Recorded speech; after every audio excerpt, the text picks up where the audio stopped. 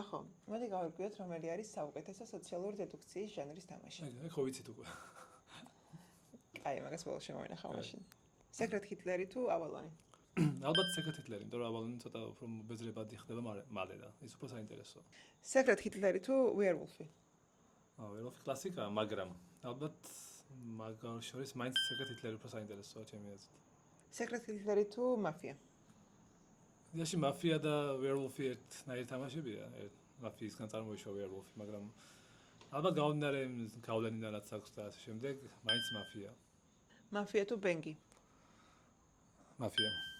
მაფია თუ Night of Ninja? თულია, მაგრამ Night of Ninja.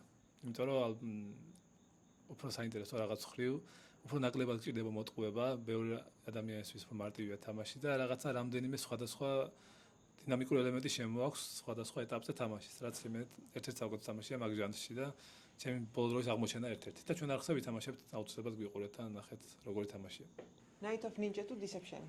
ორი ძალიან თანაბარია ალბათ. Deception-ი არის თამაში, რომელსაც უჭველი ერთხელ მაინც ითამაშო ადამიანმა, ძალიან საინტერესოა, ყველა ადამიანს მოეწონება. ერთხელ ჩვენ ვითამაშებთ აუცილებლად. ძალიან რთულია, მაგრამ მოდი Night of Ninja იყოს ეს.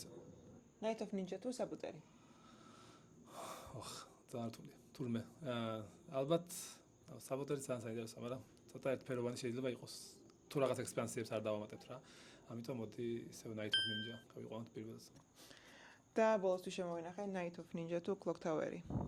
დაიცა. ალბათ თავიდან მკითხე? Night of Ninja თუ Clock Tower-ი? And still Champion of the world. Clock Tower-ი არის ალბათ საუკეთესო, ალბათ რა, ვიცი, საუკეთესო თამაში ამ ჟანრში, ჩემი აზრითაც, ყველა რეიტინგებში, ასე შემდეგ. მადლობა დიდი, Clock Tower-ს თამაშობთ ხოლმე თითქმის ყოველ ხუთშაბათს ლაივში და სხვა თამაშებს კიდე მაგიდასთან თქვენ საყვარელს უმეტად ერთად შემოგთავაზებთ. ახონდეს.